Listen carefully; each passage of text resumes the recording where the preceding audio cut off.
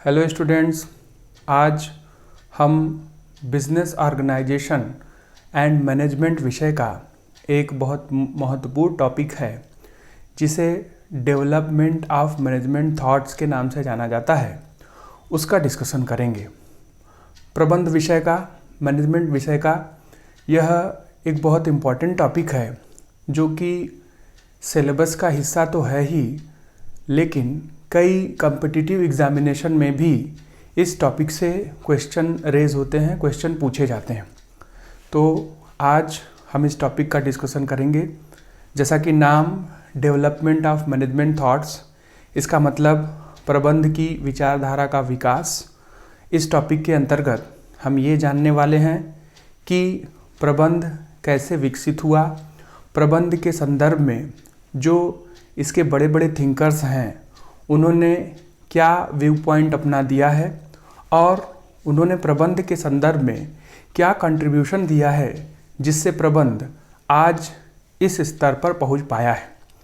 अगर बात की जाए प्रबंध की, तो प्रबंध की आवश्यकता हर क्षेत्र में है, चाहे व्यवसायिक क्षेत्र हो, चाहे कोई और क्षेत्र हो। प्रबंध के एक बेसिक कैरेक्टरिस्टिक्स में से एक कि प्रबंध यूनिवर्सल है, जिसका प्रयोग हर जगह होता है। तो ये जान लेना हमें बहुत आवश्यक हो जाता है कि किस तरह से प्रबंध विकसित हुआ, कहाँ से इसकी शुरुआत हुई और आज के संदर्भ में अगर हम बात करते हैं तो इसकी स्थिति क्या है और किस अप्रोच का पालन किया जाता है या किस थ्योरी को पढ़ा जाता है। ठीक है, तो इस टॉपिक का हम डिस्कशन करेंगे।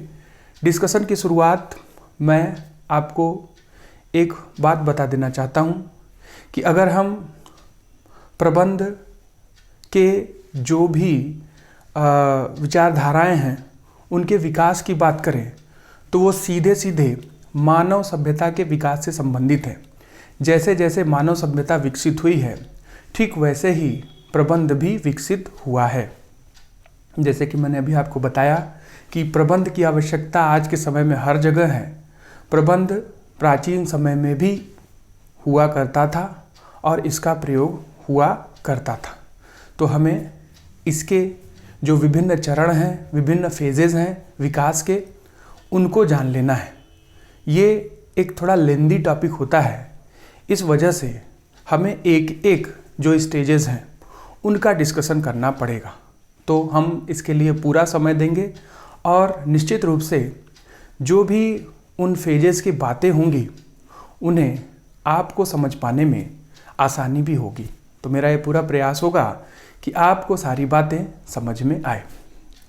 तो प्रबंध विचारधारा के विकास की अगर हम बात करें तो इसके जो चरण हैं उन्हें 4 भागों में विभाजित किया जा सकता है।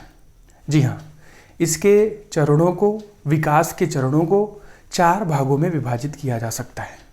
तो एक एक करके उन चरणों को मैं आपके सामने रख रहा हूँ और फिर हम एक एक फेज़ का डिस्कशन आगे अपनी कंटिन्यू जो भी क्लासेस होंगी उनमें हम करते रहेंगे।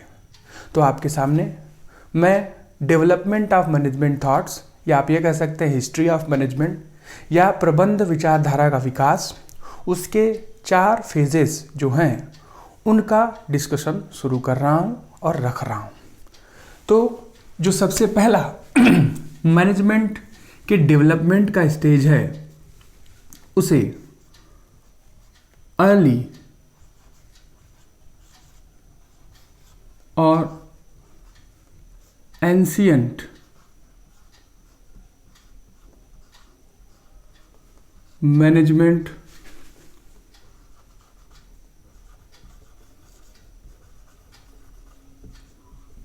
थॉट के नाम से जाना जाता है।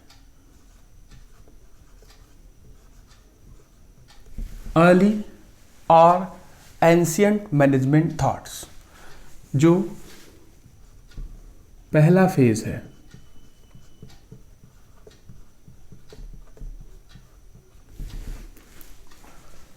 ठीक है। और इस फेज के अंतर्गत आपको ये बातें पता चलेंगी कि क्या प्रबंध प्राचीन काल में मौजूद था, क्या प्रबंध का एग्जिस्टेंस एंशिएंट टाइम में था।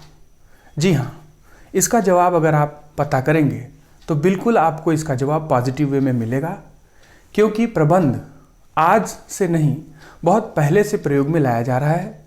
इसलिए प्रबंध प्राचीन काल में भी मौजूद था। बहुत सारी ऐसी सभ्यताएं रही हैं, बहुत सारे ऐसे सिविलाइजेशन रहे हैं जिनकी स्टडी कर कर हम जान सकते हैं कि प्रबंध प्राचीन काल में भी मौजूद था। तो पहले हम इनके चरणों को जान लेते हैं, फिर एक एक करके इन स्टेजेस को, इन फेजेस को हम पढ़ेंगे। डेवलपमेंट का जो दूसरा फेज है उसे क्लासिकल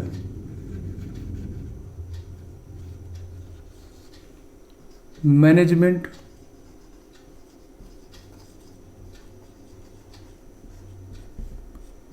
थॉट के नाम से जाना जाता है।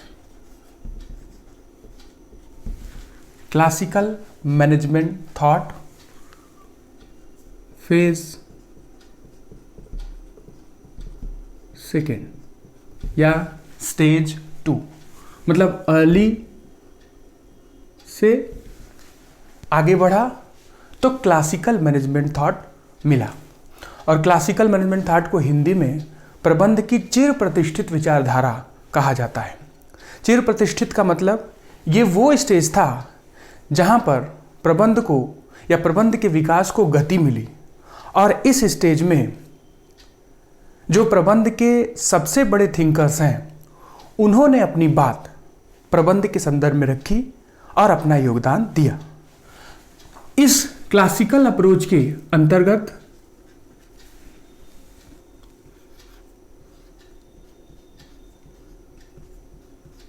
साइंटिफिक मैनेजमेंट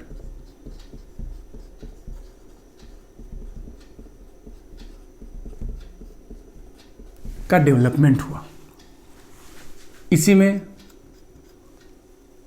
एडमिनिस्ट्रेटिव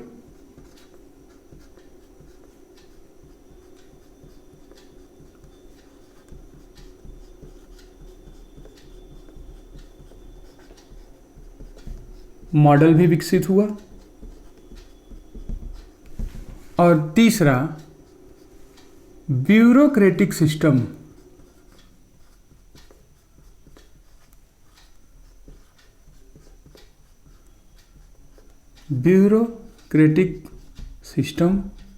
या मॉडल वो विकसित हुआ।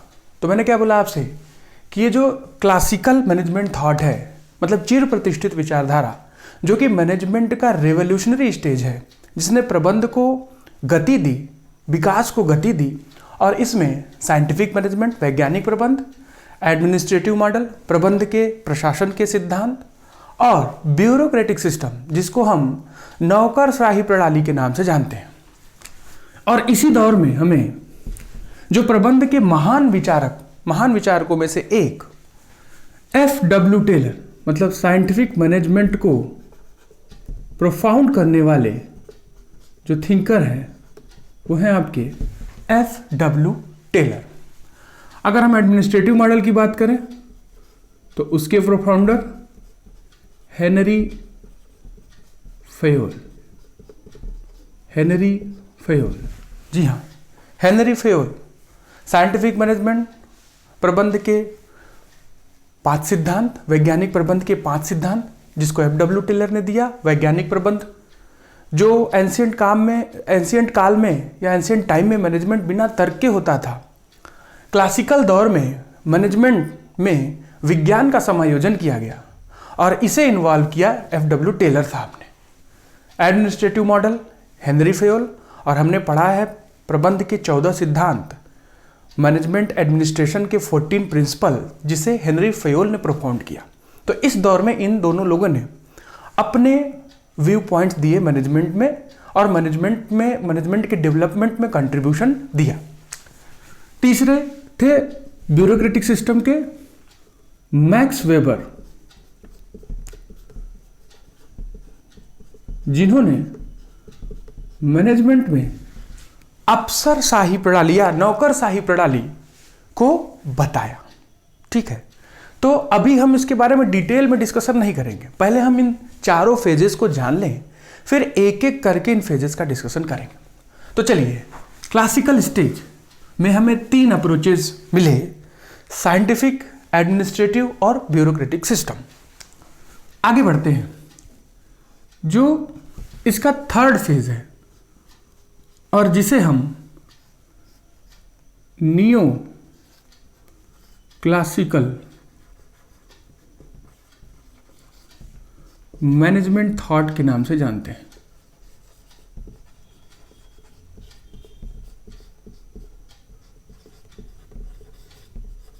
नियो क्लासिकल का मतलब नव चिर प्रतिष्ठित, और ये जो है इस डेवलपमेंट स्टेज से दूसरे डेवलपमेंट स्टेज में हम एंटर कर रहे हैं, मतलब क्लासिकल से नियो क्लासिकल। और जो नियो क्लासिकल अप्रोच था उसमें मानव संबंध और मानव व्यवहार को बहुत ज़्यादा प्रेफरेंसेस दिए गए, मतलब कार्य करने के दौरान मानव संबंध मतलब ह्यूमन रिलेशन की महत्वता और ह्यूमन बिहेवियर या जिसे हम बिहेवियरल साइंस अप्रोच के नाम से भी जानते हैं उसकी महत्ता पर बहुत जोर दिया गया। तो इस नियो क्लासिकल स्टेज में हमें human relation approach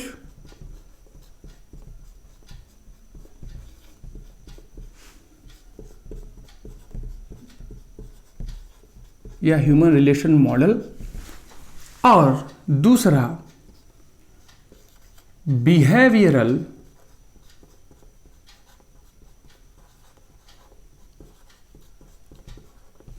science, behavioural science model या अप्रोच, इसका अध्ययन करना है। और जब हम ह्यूमन रिलेशन अप्रोच की बात करते हैं तो इसके प्रोफाउंडर एल्टन मायो, ये नाम बहुत प्रसिद्ध है, मानव संबंध विचारधारा को विकसित करने वाले एल्टन मायो, इनका पूरा नाम जॉर्ज एल्टन मायो। और इनका जो प्रसिद्ध प्रयोग था हाथॉर्न एक्सपेरिमेंट, जिसे हम लोगों ने पढ़ा है और जाना है, और उसके जरिए इन्होंने कार्य करने के दौरान मानव संबंधों के महत्ता को बताया है। तो human relation approach Elton Mayo, और फिर जब थोड़ा इसका क्रिटिसिज्म हुआ तो एल्टन मायो साहब ने ही उसमें थोड़ा परिवर्तन किया और फिर बिहेवियरल साइंस अप्रोच को प्रोफाउंड किया, मतलब व्यवहार विज्ञान, मतलब व्यक्ति के व्यवहार के अंतर्गत प्रबंध का अध्ययन, जिसमें उन्होंने शामिल किया कि व्यक्ति का व्यवहार वातावरणीय कारकों से प्रभावित होता है। जैसा वातावरण होता है व्यक्ति का व्यवहार उसी तरीके से हो जाता है या ढल जाता है। अगर कुछ अच्छी चीज़ हमारे साथ हो रही है तो हमारा व्यवहार उसी तरीके का होता है, और ख़राब हो रही है तो हमारा व्यवहार उस तरीके का होता है। तो ये बात उन्होंने अपने इस बिहेवियरल साइंस अप्रोच में बताया, मतलब पहले वो ह्यूमन रिलेशन अप्रोच ले आए और फिर उसमें थोड़ा परिवर्तन किया, उसमें बिहेवियरल साइंस को इन्वॉल्व किया, मतलब व्यवहार विज्ञान को इन्वॉल्व किया। तो एल्टन मायो, जिनका नाम ह्यूमन रिलेशन अप्रोच को डेवलप करने में और उनको क्रेडिट दिया जाता है। तो ये 3 स्टेजेस हो गए। चौथा और अंतिम फेज जो है उसे हम मॉडर्न मैनेजमेंट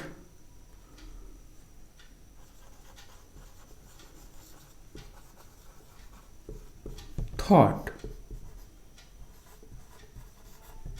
के नाम से जानते हैं। और अभी आपके सामने मैं रख ही रहा था, फेज इसका तीसरा है,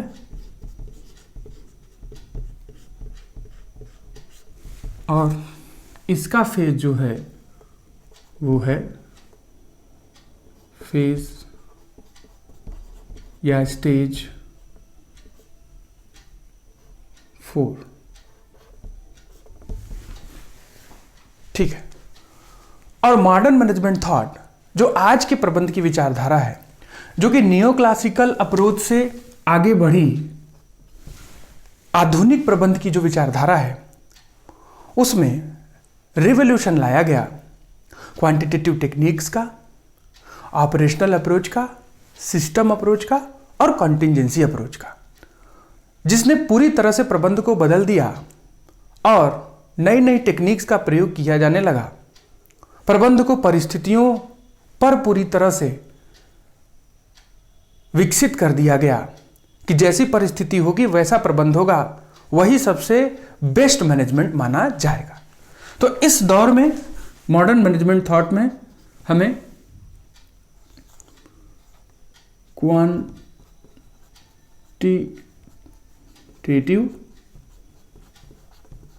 अप्रोच,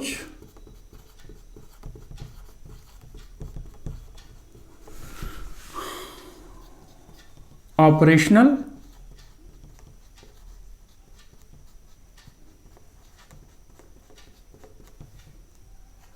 अप्रोच,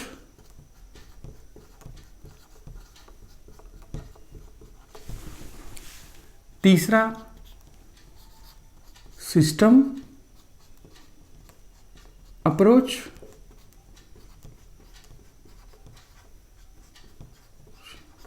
और चौथा कॉन्टिजेंसी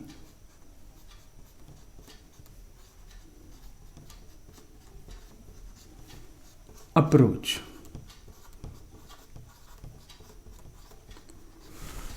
ये चार अप्रोचेस हमें मॉडर्न अप्रोच में मिले, मतलब आज के प्रबंध के संदर्भ में। क्वांटिटेटिव अप्रोच, ऑपरेशनल संचालन से संबंधित, quantitative it is a kind of mathematical technique. System approach, प्रणाली विचारधारा, जो कि ये बताता है कि मैनेजमेंट एक सिस्टम की तरह काम करता है और उसके सब सिस्टम होते हैं।